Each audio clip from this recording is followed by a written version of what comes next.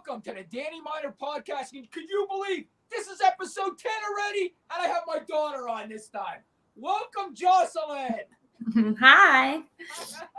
I know you're a little bit nervous of coming on with me because I'm loud and you know that, right? But I'm glad we're getting people on already, Jocelyn. See, we're worried people can come. I can see them right here. They're coming on already.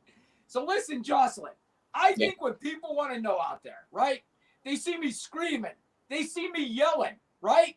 They see it on video. They see it live. They see it everywhere. They see people complaining about it. Is this an act? Does your dad act? Or is this true? Is this how I am every single day of my life? And you can curse on here. Oh, good. Perfect. You can curse. You don't have to worry about saying unalived or anything on here. Okay, so as you can tell, I'm not like my dad. I talk much more quiet and soft, but it's 100% not an act. If anything, I think you're louder in person. I think you just always talk this way, and that's just how you communicate, and that's how your mom talked too. That's how my grandma talked. I think it's just passed down. But would you agree? I would think Nana was worse than me. Was she worse? I actually think you've gotten louder since you've gotten older. And I think Nana got louder as she got older too. Now look at Debbie saying she loves my yelling. Could you see the comment? I can, yeah. Debbie loves my yelling. So I just wanted everybody to know, because I think some people just think I do it for views. You know what I mean? They think I'm out there screaming, yelling for views. But honestly, that's me. I can't control it. It's just the way it is. I asked Jocelyn before I came on if she could hear me, and she's like, "Of course I can hear you. I didn't even have the microphone on, and she was able to hear me." I remember being young and a teenager in my room, and I would be in my room with the door shut, and he'd be on the phone. I could hear every word he was saying through my door. He was speaking, and he was downstairs, and he was just so loud. Listen, that's Michael, my next door neighbor. He's saying, keep it down. He can hear me next door. Well, no, I bet he can. Next door neighbor, and I'm not kidding you. It really is him. It really is him. I believe him. I bet he can. I feel so bad. Listen, Jocelyn, you know how loud I am. You know where I live, right? I'm always on my table on my porch, and that's where I do most of my TikToks. People don't realize, but most of my TikToks are outside on my deck, and my neighbors think I'm insane. They think I'm insane. The one guy said, "Oh my God, I thought there was a domestic going on. I was going to call the cops." He didn't realize I was doing a TikTok video.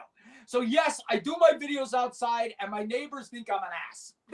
My neighbors think I'm crazy. Because it's really quiet in your neighborhood too, so your voice echoes for miles. It's really funny. But you know what? People are getting used to me doing it. Like the one guy we call Boston because he's from Boston. He'll drive by on the golf cart past my house, and he'll say, "Are you on? Are you on?" He wants to make sure I'm not doing a TikTok before he stops and talks to me. So everybody knows what I do out here. And listen, I'm going to tell you guys something else that you're going to be shocked. In my neighborhood, just in my neighborhood, there is 3 people that are big content creators, and I'm the lowest. I'm the lowest. I have a lady 5 houses up from me. She has 1 million followers. She has 1 million. I talk to her all the time. We have another one here. She does arts and crafts on TikTok. She has 800,000. Both of them make full-time livings on TikTok. It's crazy that one neighborhood would have 3 people on TikTok. It's insane. And if some of you don't know, the one girl is, she's a big-time creator. Her name's Lottie. She has 3 little girls, and she puts their makeups on, does their hairs. That's her skit there on TikTok. I don't know if you ever saw her, Jocelyn.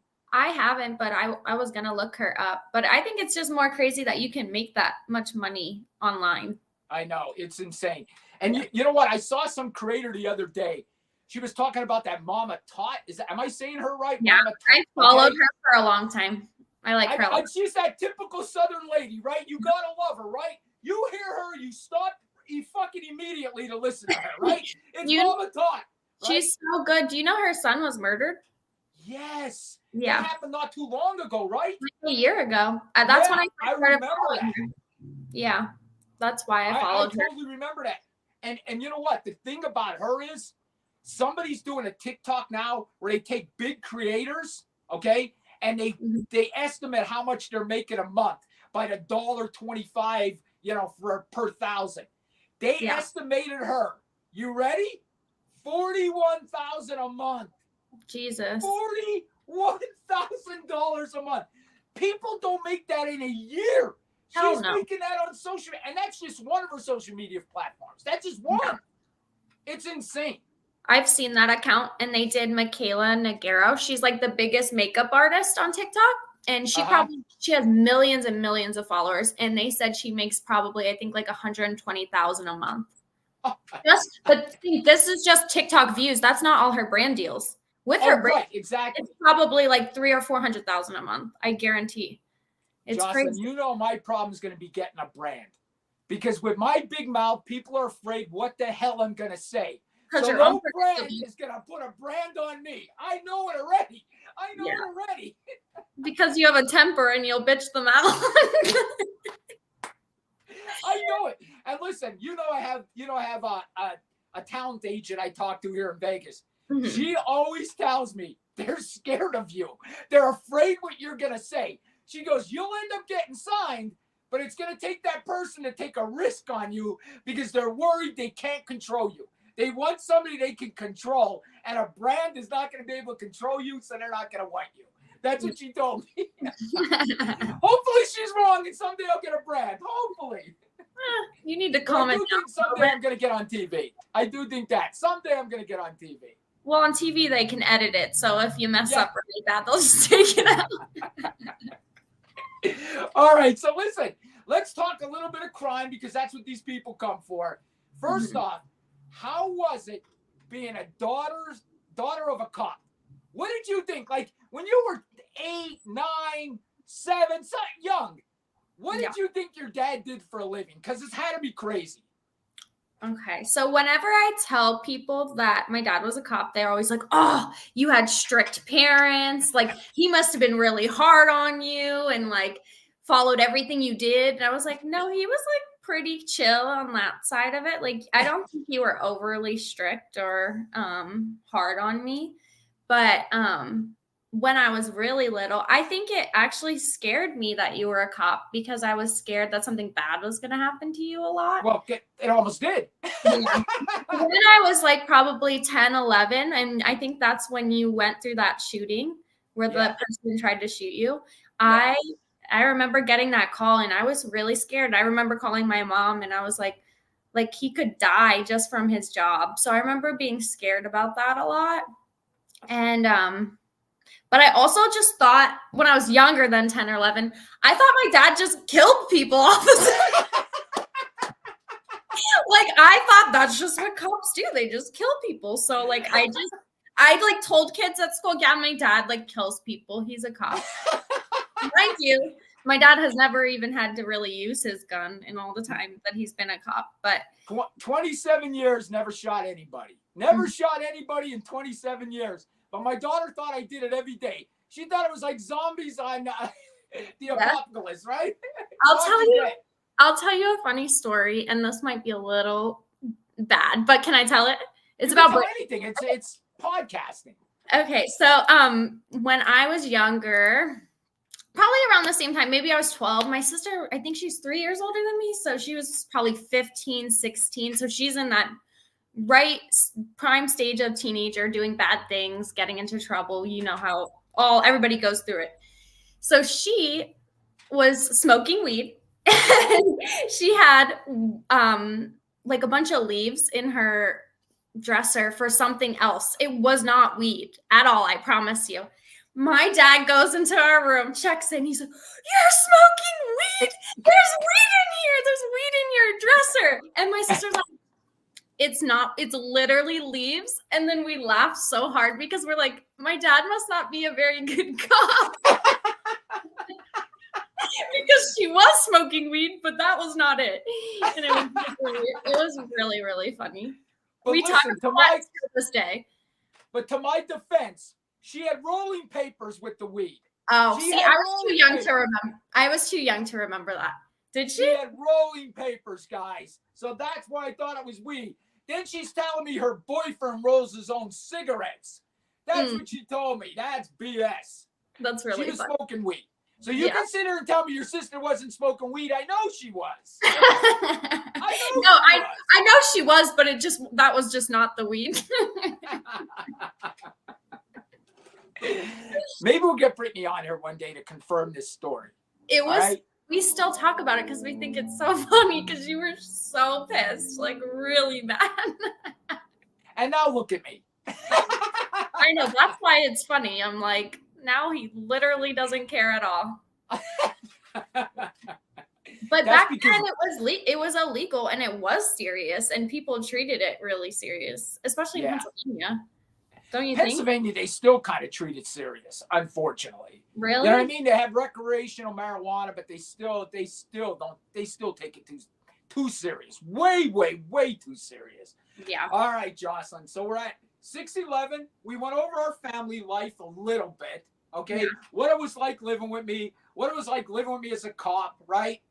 Now, let's go over, you're familiar with the Bryan Kohberger case, right? Yes. Oh, and my daughter is a licensed therapist here in Las Vegas. You want me to just tell them? Yes, explain your background. Go ahead.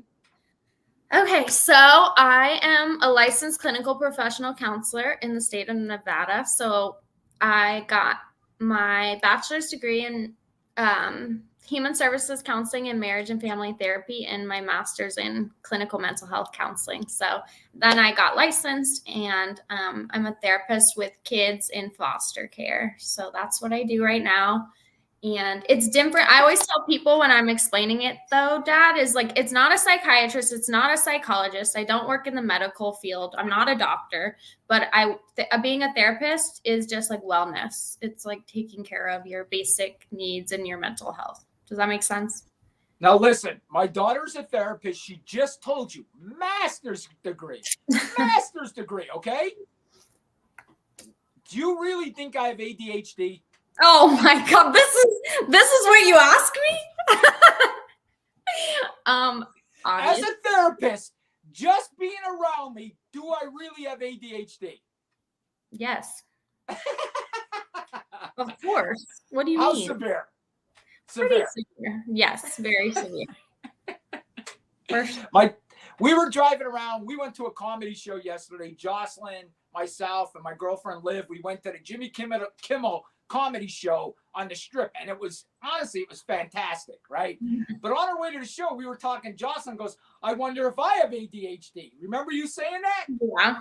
I think you have it a tiny bit. Sometimes you're not paying attention. I don't know if it's that or you're just addicted to this. I think I am addicted. I'm chronically online. Like I'm addicted to my phone for sure. But I think like I was telling my dad this. I grew up with social media and like computers my whole life. I think I had my first cell phone at like 10 and I would be on like online all the time. Like I grew up with it. So I'm more addicted to it than you would be. Does that make sense? Yeah. Yeah. And you are the reason, you and Olivia are the reason I'm on TikTok. Yeah, I told my dad I would send him funny ass TikToks and I'd be like, look at this shit. And he'd be like, no. And then one day he gets on it and he's sending me hundreds of TikToks, like laughing so hard. I told them my first TikTok I ever did, it was I got community guideline. First TikTok I ever did, community guideline. And it was going viral. My first TikTok, it was at like 5,000, 6,000. I'm like, holy shit, this at 6,000, 7,000, and then community guideline. What was the video about? Oh, I don't want to say. How are you going to tell that whole story and then you're like, I can't talk about it? Listen, I may have chewed food up in my mouth, kept it in my mouth, and then pretended I threw up in a garbage can. I may have done that. Thrown up on TikTok. I did it, and they community guidelined me. Okay, that's warranted. That's pretty bad. But listen, it was after I listened to somebody I couldn't stand. So I showed the video, and then I threw up in the garbage can on TikTok. And TikTok, Down me right away. Yeah. They're like, nope, you can't do that. That's not allowed. People are liking this. They're saying we're funny, John. I can see all the comments. You can't. I can see them. They're all saying we're funny. Really funny. I'm just putting the good comments up. But yeah, that's the truth. I threw up in a garbage can, fake throw up. And I was like, this, I knew it the minute I told you, this is fucking going viral. This is going viral, I said. And it almost did, but then I got the violation. Oh my God, that's funny. I never knew what your first video was. I think you know, I'll tell you, I don't care. I don't care. It was Kamala Harris. I watched her video and I threw up in the garbage can. I don't care if people know. I always tell people this with my dad. I'm like, hey, my dad can be not very politically correct sometimes. Like, just a heads up. Listen, I'm going to be honest with you. These kids, they get scared when they're introducing me to new people because, you know, I'm a little out there. Yeah. Very out there. I'm a little bit out there, and I don't watch what I say. You know what I mean? If somebody don't like what I say, I don't care. I don't care. And that's probably why I don't have a brand deal. That's probably exactly why I don't have a brand deal. But it's weird because, okay, my dad is like that, and I would say my mom's pretty outgoing too, and she's pretty loud too, in her own weird way. But I'm like not like that at all. So I don't know where I got however I am from, basically. I know. And your sister, I mean, your sister is a little bit like me, but she's not loud like me. No. She has my personality, but she's not loud. You know what I mean? Yeah. Maybe more than me. Yeah. Totally. But the only thing I could say, okay, the only thing I could say, it definitely is, I think, I've researched this ADHD, and we'll talk a little for one more second about this before we go in the Kohlberger case. I researched this ADHD, and I know I have it. And I've told people before, I took an online test for it, and I swear to you, it said I had it severely and to contact help. They told me I should contact somebody to get help, get on medicine. I swear. I took the online test, and that's what they told me. Guess what? No medicine here. We're no meds. Yeah. No meds here. I don't trust marijuana. I don't trust those tests, but for some reason, I trust that one.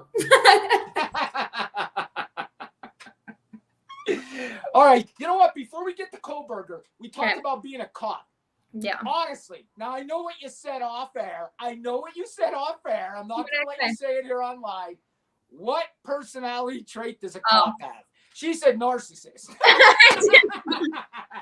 That is not ethical for me to say. But anyway. I said it. I would say like, I don't know if I would say like personality traits. I think like being in the role of a cop, it's a powerful role, and you have a certain amount of power, and some people I think can abuse that once in a while. But I think more so what cops go through is a lot of trauma, and they don't talk about it. So they avoid their feelings and their emotions, and they suppress it. And then it comes out in other ways. So when you suppress all those sad feelings and that depression and whatever traumatic things you've seen, it comes across as anger, or they're always getting divorced or in domestic violence situations. That's probably because it's easier for men to show anger than it is for them to show sadness. It's more. Ooh! I never heard that before. Say that again, Jocelyn, for the men out there. It's easier for men to show anger than it is for them to show sadness. And that's because it's more accepted in society for men to show anger than sadness. And I don't always stick up for men. Trust me.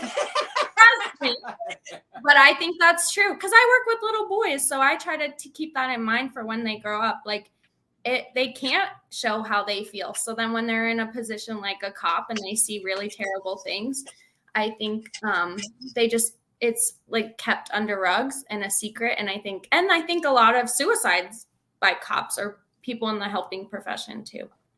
Yeah. You know, Jocelyn, you're totally right. And to the people out there, you got to realize now, I saw something about like, you know, our military, right? the military and police, like who has more stress? Who has more post-traumatic stress? Of course, the military is in gunfights all the time. Not all the time, but they've been in battle, right? Yeah. I actually watched a survey saying it's actually worse for cops because the military, they'll be in a bad situation, but then it'll be like 3-4 weeks before they have another bad situation. That's exactly true. Exactly. And cops it's constant. You're going from one bad situation to the next, to the next, to the next. You didn't get over Monday's bad situations. Now you're in Tuesday's bad situations. Yeah. And I think you just never, it weighs on you. There's no way it can't. There's no way never it can't. turn it off. That's why, like, when I look at like kids who have trauma, like maybe they experienced one big trauma, one big thing happened to them, right? But the kids who have experienced prolonged trauma where they had to stay in an environment that was abusive for a long duration of time, that destroys their like stress response system. So it's the same for cops. If you're staying in that prolonged stress, there's no way you can adapt to that comfortably. There's no predictability in it. Exactly. Yeah. Whereas it still sucks, that huge traumatic situation, and it still does damage to you, but prolonged is way worse, I think. Yeah. And listen, I know for a fact that I am not the same person I was after 27 years of doing this. I couldn't be. No. You know what I mean? And is there times I had post-traumatic stress disorder? I know I did, because there was times that I was thinking, my God, I'll tell you this story. This is a true story. We had a holding tank that we would put people in before they went to jail. Okay. And before we arraigned them before the magistrate, this and that, I was doing paperwork once. Our guys put a guy in a holding cell, and the guy killed himself in our holding cell. Oh God, you never told me that. He tried. He actually lived. I shouldn't say he killed himself. He hung himself, was in the hospital about 3 weeks, somehow lived. I had to pick him up, Jocelyn, in the air and cut him down while he was hanging. Okay. And that put so much fear in me that if I arrested anybody, I would have them sit by me and I'd handcuff them to the desk. And I was afraid to put them in the jail cell till we got to the jail, because it scared me because of what happened on that time. And I know that was post-traumatic stress disorder. And if you could ask Dave Bagansky, you know Dave, right? Mm-hmm. Dave would say to me, could I stick this guy in the cell? And I'd say no. He goes, you got to get over that. I said, when it's my prisoner, he's standing right by me. He's my responsibility. And that guy would be cursing me while I was doing the paperwork. Now we go F myself. That's so funny is when you're doing, like when you're in this type of field, right? And you're doing paperwork and you'll be like, client reported, go fuck yourself. I fucking hate you. And I'll type it in my notes exactly how they said it. And it's just very funny. But I with what you're saying, I think that is trauma, and that's secondary trauma. So like, I get trauma from just hearing about all the traumatic stuff at work, that's secondary trauma, but people like cops or like firefighters, they actually have to see it. So I think it's 10 times worse. I don't think I could do the profession if I had to see it on a daily basis. That would be too much. You know what the thing is? I hate to say it this way, guys, but I'm going to be honest with you. When you get to a bad scene like that, and there's like bodies and there's blood and there's everything, you know, it almost doesn't seem real. I hate to say that, but you're like, I don't know if your brain does that to you or what, but like, I mean, I know it's a dead person, but I don't know. It doesn't seem real to me when I'm walking around that scene. It's so weird. And I think it's because, listen, in 27 years, I probably saw 500 dead bodies. How many people have seen 500 dead bodies? That is not normal. Can I explain to you why it doesn't feel real and it feels like a movie? Go ahead. Okay. So you have stress response systems, right? Fight or flight. So when a tragedy is happening, your amygdala goes off in your brain, and that's like a smoke. Your amygdala, it's a part of your brain.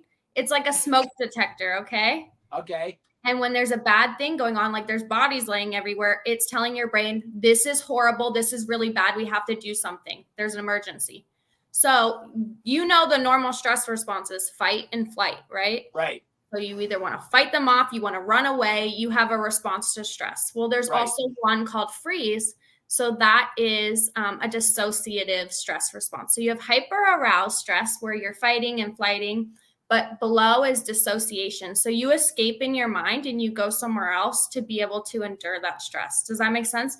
That's why a lot of victims of like sexual abuse, they get sexually abused over and over again because their mind goes somewhere else when someone's about to victimize them. Does that make sense? My God. Yeah. Like you literally like you dissociate and you protect yourself, and sometimes that's good, but if you do that too much, then it's harmful for you. Oh my gosh. Does that make sense? A lot of kids totally dissociate completely. That totally makes sense. And you know what? I think back of like other calls I went on. And listen, Jocelyn, I'll be honest with you. They always offered us help. Always. After every bad call. We actually had a guy that would come to the police station and just like walk around throughout the day and say, hey, how are you doing? Do you need to talk? You know what I mean? You all hated him. I was like, I need to talk. Because, and I hate to say this, and guys, believe me when I'm telling you this. Believe me when I'm telling you this. If you ask for help in police work, you will be labeled crazy. You will be labeled crazy, and you will be labeled weak by your fellow officers. And I don't care what anybody says, you will be. You will be looked at differently. And that's a fact. And that's why cops don't get help. I'm being honest. But that's a bad stigma, and that probably needs to change. But you as a cop, right? You have to be fearless. That's what people believe. You're fearless. I get it. Okay? Yeah. You are fearless. So if you show any signs of weakness, like, oh my God, that was horrible, I need to get help, you will be labeled weak and crazy in our department. And basically unable to do your job, basically. It makes you feel like you're not able to do your job, like you're incompetent, basically. Yes. If you show weakness. I think that's what like my job, like I feel like I can't have any problems, like personal problems or emotions or feelings, because I'm supposed to be this really strong, emotionally strong person, but that's not reality. That's not life. It doesn't work like that. And you can't do your job unless you feel things for other people or for yourself. And listen, guys out there, in the 27 years that I was a cop, I remember two guys getting help. Two guys went for help, but they were forced to get help. Like the department told them they gotta go. You know what I mean? Like they were forced. I had one guy, he was a military guy, and I'm not gonna mention his name, of course. He was a military guy, so he had post-traumatic stress disorder. He was in Iraq, he was, all over. And he would come up to my office. He was a nice guy, but he would say crazy things, Jocelyn. Yeah. Like he told me that one day he couldn't go in his house and he slept in a tent in his backyard. That's extreme. He would say because he could hear bombs going off and he would sleep in a tent in his backyard. Yeah. Then this was the one. He said to me, I hate to say this because I'm not laughing. This guy had some serious problems. But he said to me, he said, hey, Sarge, he said, you know what happened to me this weekend? And I'm like, what happened? He goes, I was driving from Virginia back home to Pennsylvania. And he said, all of a sudden I seen this bright light and I woke up on a different highway and I was missing hours of time. He was trying to tell me he was abducted by a UFO. I'm not kidding you. Yes. That's crazy. That's severe mental illness. So I went in and I told the boss and I said, listen, I said, he's telling me he's sleeping in tents. Now he's telling me he's, being abducted by UFOs. So we forced him to get help. And he needed it. He needed it. He really was did. Was he on drugs, do you think, maybe? No, he wasn't on drugs. I think he saw so much combat when he was in Iraq. Yeah. And then he came out and he became a cop. And I think the stress just is getting to him. I mean, I really do. It's too much. But I think sometimes people get addicted to that stress. They it's familiar to them, even though it's chaos and crazy, but it's just a familiar thing. So they just stay in it. That's why he continues to be a cop. You know what I mean? And listen, this is another crazy one. Are you ready for this? I'm telling all the gossip. I could tell really good stories too, but I can't. I have to be private. We had a cop. I swear to you, we had a cop. I'm not kidding you guys when you hear this. We had a cop that believed he was able to talk to the dead and that dead people would follow him around. I'm not kidding you. Listen, this is how we found out. We were calling him on the radio to back up another officer. Mm-hmm. And he wasn't answering his radio. He was on an alarm check at a building.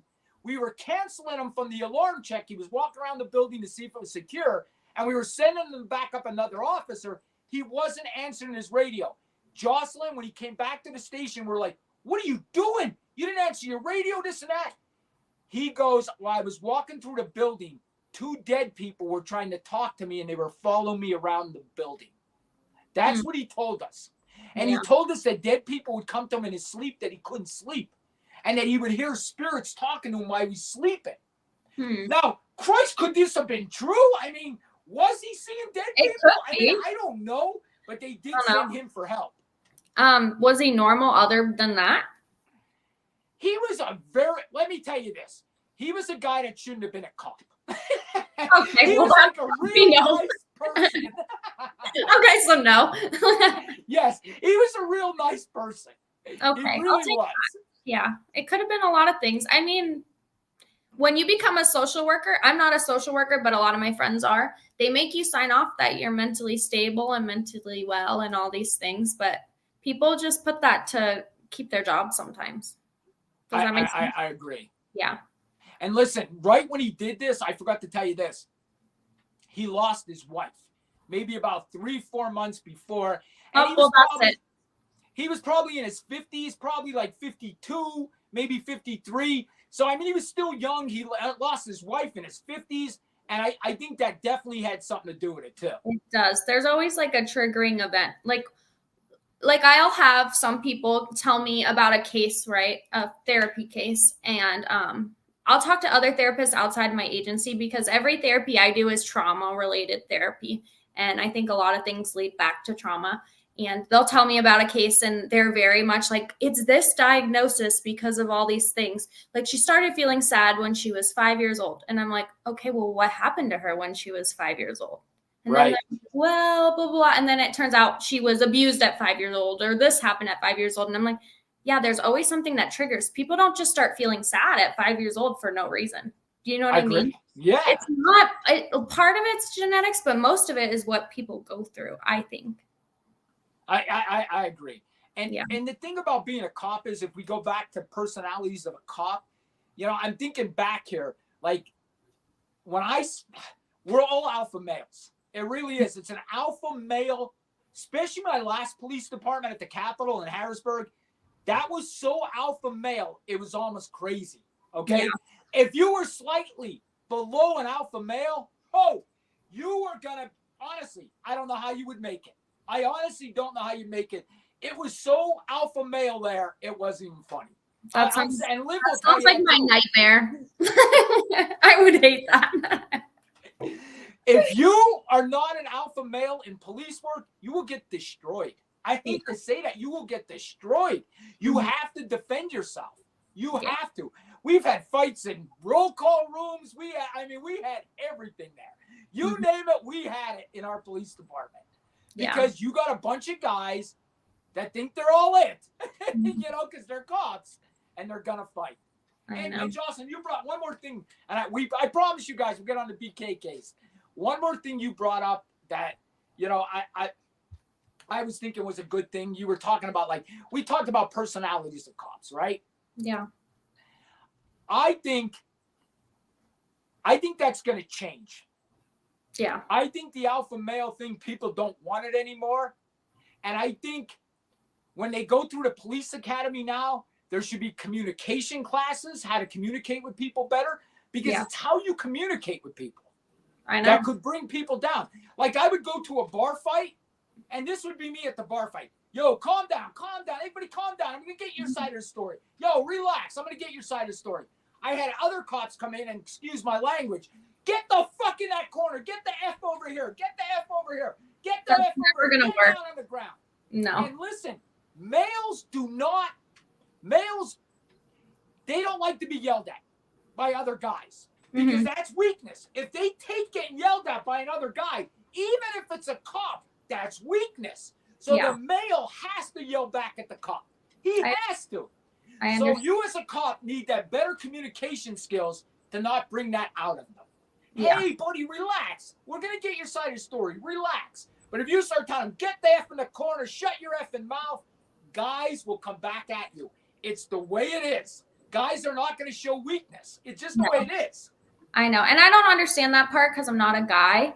But I think in general, I was talking to one of my coworkers about this because I work in social work, right? Foster care is like all about, I work with DFS workers, I work with probation officers, everything.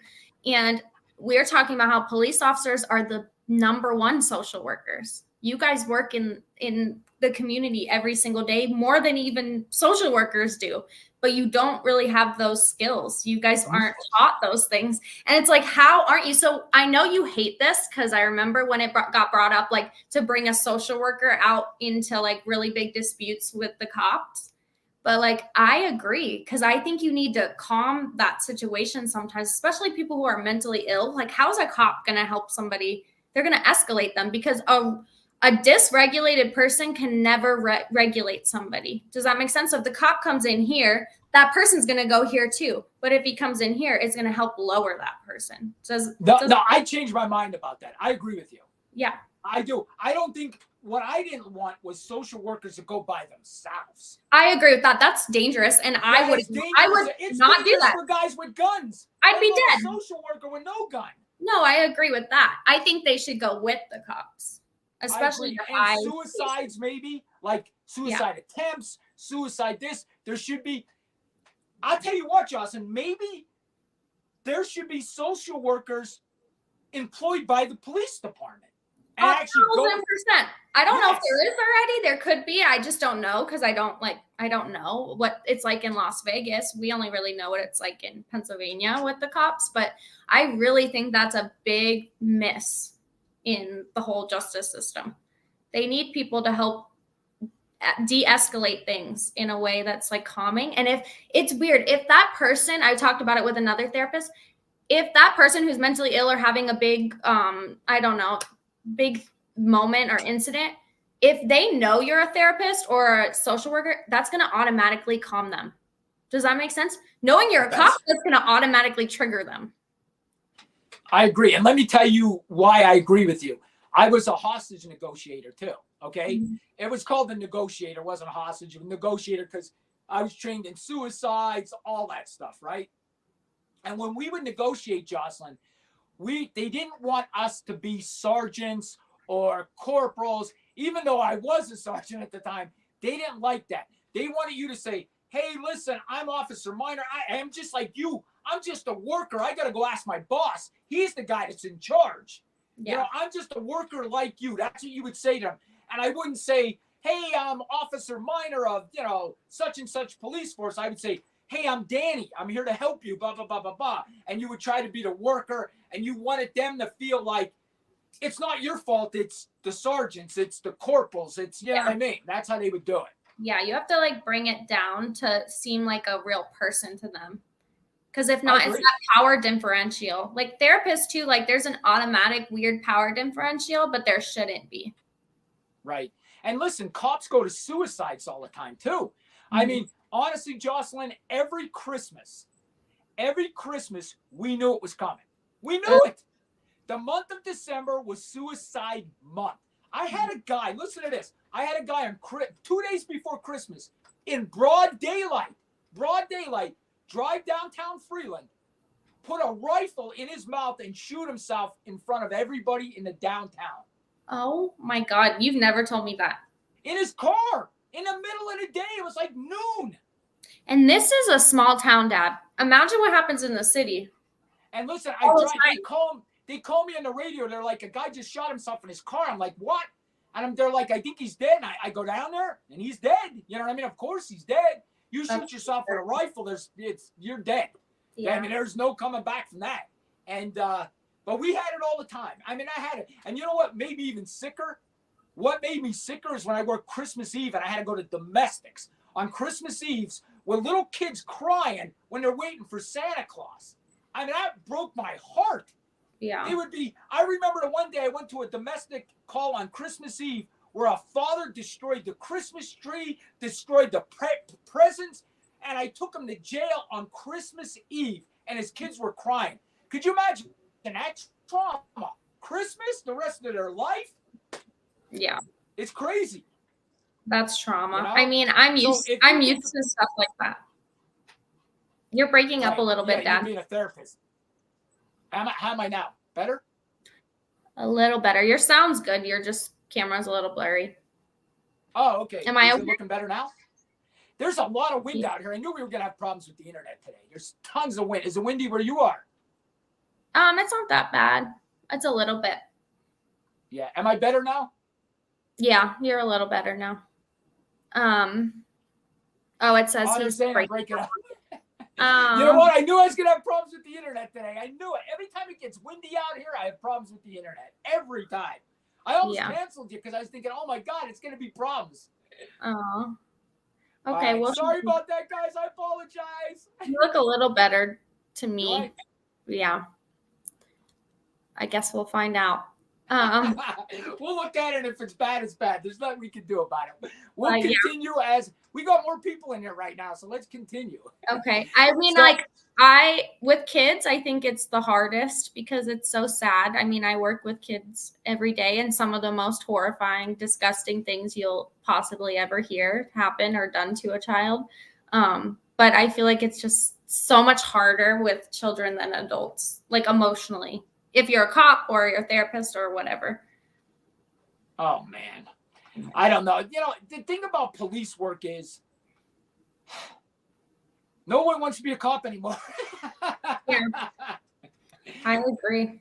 Jocelyn, I think that's going to be a problem going forward. I really do. I think we're going to have problems, and I think it's going to be big problems. I think so too. And I think they don't pay people very well to go do all that work. And I think people want to like have a good quality of life. And if they're going through PTSD and all these things, they're not going to want to deal with that for so long. Not like you did, like in your generation, like people stuck in the same job for 20 years and that was what you did. And that was normal, but that's not normal anymore. People don't just stay with one place or one career. Am I better now? Yeah. Okay, good. You're better than me. Listen, I totally agree with you. Me and Liv had a conversation today. You know, we were saying that we are so happy we're not cops anymore because we took the job home with us. It was horrible. You thought about it day in, day out. It was just, you never got away from it. It sucks. And when I gotta admit, the day I retired and walked out that door, I thought, holy shit, I survived. I was so happy that I lived, and I was so happy that I was done being worried constantly, because I was worried for 27 years. 27 years of worrying. Honest to God, did I do the right thing? Did I do this? Did I do this? Am I going to catch the guy? Did I screw up and I'm going to let this guy get off? Am I going to, it's stressful as hell. And honestly, when I think you mentioned being a cop to me before you decided, and my answer was no. Right? You said, do not do that. Absolutely not. You're never doing that. And you also told me I can never date or marry a cop. Well, that's true. That's true. You're like, you're not the inside scoop. Ladies, no cops. No cops. It's not a good thing. I've heard enough. I've heard enough. I don't blame you. Yeah. I don't think I could be a cop because I feel like I'm not very confrontational. I don't like that. You know what I mean? I don't like being really in people's face and arguing and loud and whatever you have to do. I was only loud when they didn't listen to me. Yeah. I like loud. When they didn't listen sit there quiet and be like, yeah, I understand why you feel that way. Listen, you're going to love this story, and I think everybody will love it. Hopefully I'm not freezing on Facebook. Hopefully YouTube's better. But anyway, I went to a call. This girl, this is a true story, guys. You're going to love this. I'm sitting in the police station finishing my paperwork. In the police station, I'm in the front room. A girl runs in the office, and she knew me because I worked in a small town. So she runs in the office. She's like, Danny, John's getting out of jail, and he's killing my boyfriend. He's out of jail, and he's killing my boyfriend. Now, I know her husband as being a career criminal. He's a career criminal. There's no straightening this guy. Oh, YouTube's good. Okay. Go on YouTube, guys. They're saying YouTube's perfect. They're saying YouTube's perfect. Anyway, Jocelyn, this guy, she's screaming, he's going to kill people. He's going to kill my boyfriend. Here, her husband went to jail for like 2 years. She divorces him in jail, gets a boyfriend.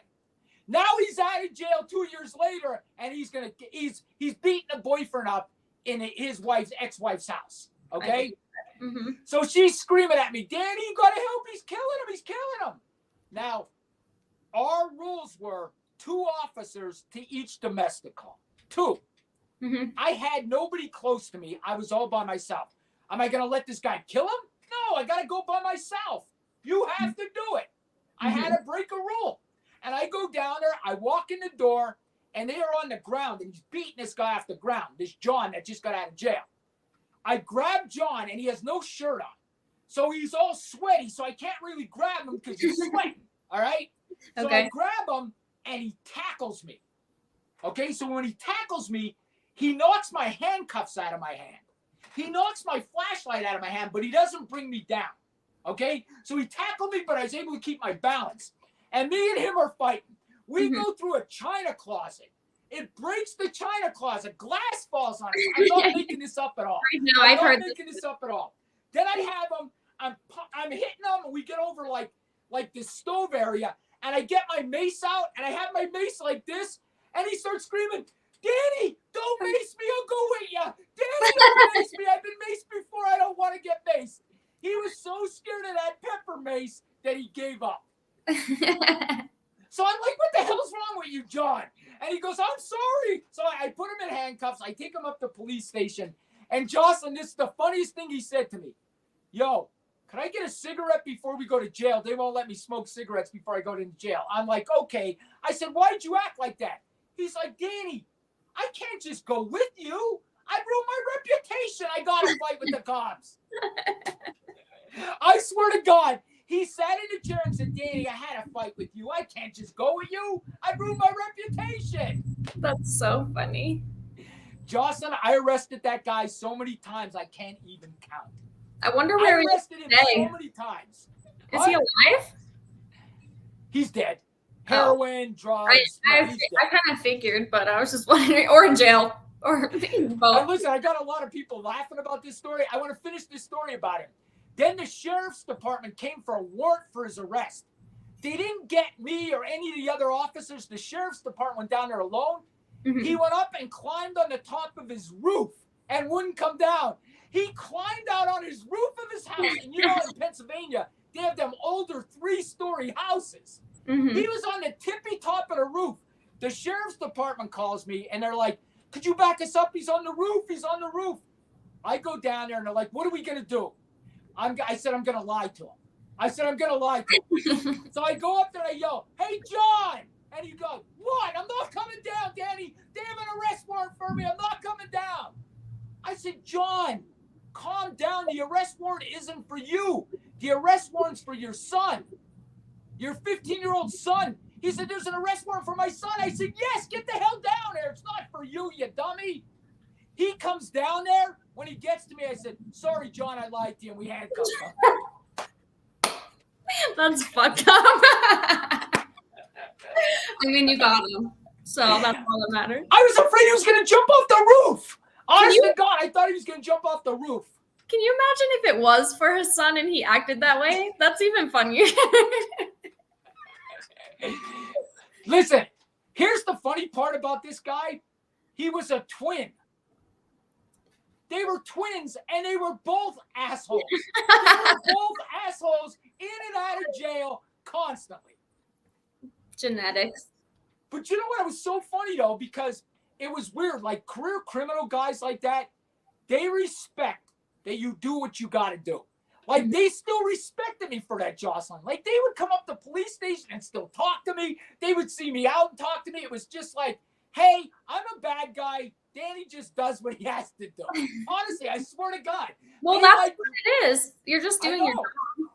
Yes. And he didn't, most of the time, people did not hold that against you. It's crazy. They didn't hold it against you. But these two guys, career criminals, and you know what the sad part is? And you know this with your profession. Their kids are like that now. Their kids are in and out of jail. They pass it down. That's generational trauma. They just keep passing it down, and it repeats itself until somebody stops it. You know, and you saw it. Like, I remember I started arresting his kids, like when they were juveniles. You knew it. You knew they were going to be career criminals just like them, you know? Yeah. And they were alcoholics. They were heroin users. I mean, you name it, they were. that was the only thing about arresting him. I was always afraid I was going to get stuck by a needle, you know? That's scary. I'd be scared of that too. Well, you know Dave, right? Mm-hmm. Right? There was a guy that had HIV that spit on Dave and said he was going to give him HIV. The guy's mouth was bleeding and spit in Dave's face with blood. Oh my God. That's all terrible. over Dave, and said, I'm going to infect your family with HIV. Spit on him, spit on his face. I'm not kidding you. Dave had to go through shots for like a year. Every like 3 months, he had to go through shots, and he had to go through all of this stuff, and I had to get tested all the time. Because, and of course, Dave didn't get it from him. But how scary is that? You know what Dave described it for? This is how Dave described it to me. Danny, am I shot? I don't even know if I'm shot. When that guy spit at me, like if you get shot, you know you're shot. I got to go to the hospital. When this guy spit blood at me, I didn't know if I'm shot. Is there a hole in me? And then he had to go back and tell his wife this happened. You know what I mean? God. And That is terrible. Two of our officers had to go through tests for a whole year. You don't think that weighs on you? And that's why I get so mad when I see these politicians just shit on the police. They have no idea what we go through. And they'll just shit on us in their brand new fucking $1 million home where they didn't show an ounce of strength or heroism ever in their life. Yeah. Ever in their life. They're them guys with their nice little fancy shirts, don't get their fingernails dirty, okay? And they're going to tell me what it's like to be a cop. Not when this guy's still on this earth. Not when this guy's on this earth. No way. He's on his rant. You could go. I could tell when you're about to go off about something. I can see you right there. Yeah. That irritates me more than anything. When politicians are going to tell me my job, when they sat in their little pretty shirts, their pretty pants, their pretty house, and never confronted a criminal in their life that wanted to kill them. Okay? So, listen, when I first became a cop, I was in a fight every weekend. Every weekend. I fought somebody every weekend, maybe 3 times a weekend. I was in a fight 3 times a weekend. All cops are. You know, I've probably been in 500 fights in my life. That's not normal. I was punched in the face here. Guy punched me in the face. He was another guy, had no shirt on. He was sweaty, and I couldn't get a hold of him, and his hand got loose. He punched me in the side of the face. Do you think some cops like that? Like they like that adrenaline and to do that all the time? Yes. I think so too. Yes, and I'm going to admit to you this. I miss the adrenaline rush of being a cop. Like, where you're sitting totally still like we are now. Like, we're just talking, having a conversation, and all of a sudden, the radio goes off, and you're in the shit in 10 seconds. Yeah. And I miss that. And I know it's crazy, but I miss that. I miss that danger part of it. It's like I think for men in general, like it's like a high in your brain. It's like it gives you like a dopamine rush to go and do all that, and it's so crazy. And I think men just like get addicted to that craziness and the unpredictability. That's probably why they do it. I agree. And I know some cops right now, I know they're going to have to push them out of there. And I think you know some of the guys. They'll be 70 years old, and they're going to tell them, you got to retire. Because they're going to miss that adrenaline rush, and they know it. They know it. And Jocelyn, not only that, being a cop becomes who you are. And that was the thing with me. That's who I was. I was a cop. I screamed it. I smelled it. Everything. That's who I was. Yeah. And all of a sudden, after 27 years, I'm not that anymore. I'm a nobody now. And that's a hard feeling for guys to get over. Now, I'm over it now because now I'm a content creator. I don't want to be a cop anymore. I think that's true. It's like your identity and like, who am I if I'm not this? Because I feel like that way about counseling because sometimes I really struggle with doing it. But I'm like, also like, if I didn't do this, like, who would I be? I went to school for this the past 6 years and I've been doing it for 3 years. So I'm like, who am I without being a counselor? I don't know who I am without that. It's exactly right. That was the scariest part to me. It really was. Like, not being a cop anymore. It was scary. That all of a sudden, you know, I was, since 20 years old, Jocelyn, I was a cop at 20. So from 20 to 47, that was my whole life. I Mhm. lived this every day. I was on every bad incident imaginable. I saw 500 dead people at least. Yeah. It's crazy. Mhm. So now you know why I'm crazy. I saw I've been 500 dead people. I've been knowing why you're crazy. The people are gonna love this one. And you know But what? I do want to say, I don't think my dad was the type of cop that, like, you were never aggressive with people, like, if you didn't have to be, and you were never, like, disrespectful for them out of nowhere. I totally agree. And you know what? I tell all the new cops this. Anytime somebody tells me, they're like, how are you successful? Because Jocelyn, I went 27 years without a citizen complaint.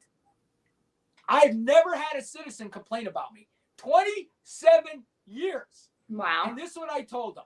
I said, I treated the rich guy the same way I treated the poor guy. Mm-hmm. The poor guy got my respect just as much as the rich guy. And I think that helped me because people like if you talk to Billy and Dave, they will tell you that I would arrest people and people would come in and thank me. Mm-hmm. They would thank me. And they'd be like, how the hell does this happen? And it's because once I got them in custody, I respected them. I let them have that last cigarette before they went to jail.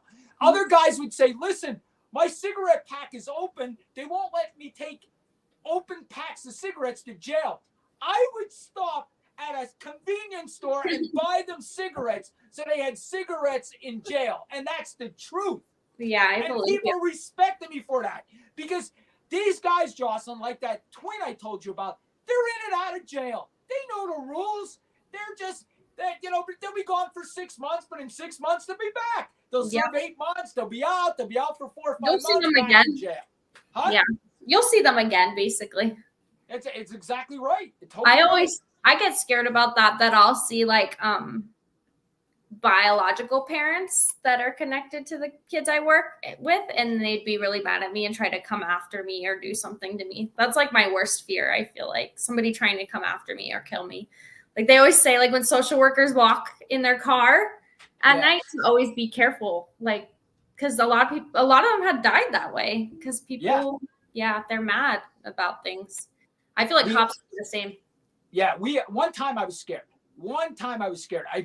We had this major drug dealer from Danny Sees Dead People. Debbie, you're the best. But listen, Jocelyn, one time I had a guy that I was scared. We arrested a major drug dealer from Ohio. He would leave Ohio, come to Pennsylvania, and distribute his drugs once a month. Like major. He had 8 houses, 8 cars, and he made $24,000 a year. Okay? That's what kind of major drug deal was. We had the FBI involved. We had everybody involved. The quick story is we knew he was coming to deliver drugs. They wanted me to make a traffic stop on him. And I did. I get him out of the car and he's like, you don't have me, Danny. You don't have me because we arrested him once before. And I said, I have you already. And he said, why? I said, I could see a bong on the back of the seat. I could search this car already. I could see a marijuana bong on the back of the seat. That's all you're going to find, Danny. You don't got me this time. Right? So I bring him out of the car, Jocelyn, really quick. And then he tells me, hey, I want to get my coat before you search my car. He goes to get his coat because he has a gun in the coat. He tries to shoot me.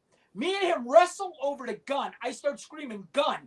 Me and him actually have the gun like this. I punch him in the face, get control of the gun, and then I throw the gun away from us. Yeah. But this guy tried to fucking kill me. I swear to God, he tried to kill me on a traffic stop. So when we're going to court, we arrest him federally. The FBI takes over the case. They arrest him federally. When we go to court for him to be sentenced, I was going to court. I, honest to God, thought he would kill me before court. I thought he was going to kill me. So I used to drive home from police work, with my gun on the seat of the car and make sure nobody was following me until he went to jail. I kept the gun right on the seat of my car till I got home because I thought he was going to kill. Honest to God, I thought that. I would do the same. I would be terrified, honestly. He was probably the biggest drug dealer I've ever arrested. Where were you working? Where were you working? Freeland. Really? Yes. Wow. Freeland. I knew about the one when you were in Harrisburg, but I don't think I knew about that one. When I was held hostage. Yeah. That's when I was undercover. I was held hostage. I'd say no wonder I'm crazy. Now do people know why I'm crazy? Held hostage. A guy shot at me. The bullet went above my head. I was shot at, held hostage, wrestled over a gun with a guy that was going to shoot me, tried to shoot me. Another guy tried to stab me, but Billy Feisner saw a knife. I turned my back. The guy had a steak knife and was going to stab me, and Billy Feisner got the knife. And Billy's like, good thing you were prepared. That guy was going to stab you. Lucky I was here. That is insane. Honest to God, the guy was going to stab me. Billy Feisner saved me. Oh my God. Yeah. That's my worst fear. I didn't know. The guy was going to stab me. I swear to God. And my whole career, and we're almost done here. My whole career, I was 2 officer-involved shootings that I wasn't there. No, I'm sorry, 3. We had 3. We had 3 officer-involved shootings through my 27-year career. And that's not a lot. You know, in Vegas, they have 3 on Monday. Oh, easily. They have 3 It on always Monday. happens to them. Yeah. And you know, all the 3 officers were cleared. But I'm going to tell you this. The last one I went to, I was probably 50 years old already. Not 50, getting close to retirement. So 46, because I retired at 47. And we had a young officer shoot a guy at 3 o'clock in the morning. The guy shot him, and then he shot the officer back. The bullet actually ricocheted off his gun belt. His gun belt saved him. Somehow his gun belt saved him. Blew off his baton, and then he returned fire, shooting the guy like 3 times or 4 times. So I get called from the house, 3 o'clock in the morning. I go to work, and I felt he was a young kid. He's like 24 years old. He just became a cop. He was physically in tears when I got there that he had to shoot this guy. Oh. He was physically in tears. I actually hugged him. I said, dude, you're going to be okay. I have the FOP attorney coming out here, and we did. We had an attorney there for him right away. You know, I called the FOP attorney. She came right out. I gave him a hug, and I said, listen, the guys on the scene are telling me this is a good shoot. The DA's there. You're good. The guy shot you, for Christ's sake. Yeah. You know what I mean? This is a good shoot. But for people that think it doesn't weigh on cops, it weighs on them. That guy was not happy that he had to shoot someone. No, I don't think. I think if you were like a psychopath or not a normal person, then you would be okay with it. But I think he just acts like a normal person would. No one would be okay with killing somebody. I know. Well, Jocelyn, listen, we went 2 minutes over. Wow. And my iPad stayed together, which is good. It didn't run out of juice there. So listen, I'm going to have you on again because people liked you. Wow. This is good. We'll bring you back for when we have a big case going to the mind of the killer. You know what I mean? And we'll do that. And we'll tell more cop stories. I always tell him he should tell cop stories, and he never listens to me. Like people really I gotta tell more cop stories. They do, honestly. I do. Listen, Jocelyn, tell them where they can get you because she's starting to do content creation. I'm not. It's winter at on TikTok. It's Winter Paw 29. WINTERPAW 29. Right, perfect. I didn't think you had your name up. Wait, next time we'll put your Winter Paw thing right where your name is. Oh, okay, yeah. That's what we'll do next time. Okay. All right, Jocelyn, sound off. We'll talk to you later. I'm sure I'll probably talk to you in 5 minutes. Okay. All right, see everybody next week, 6 p.m. Thanks, Joss. Bye. Bye.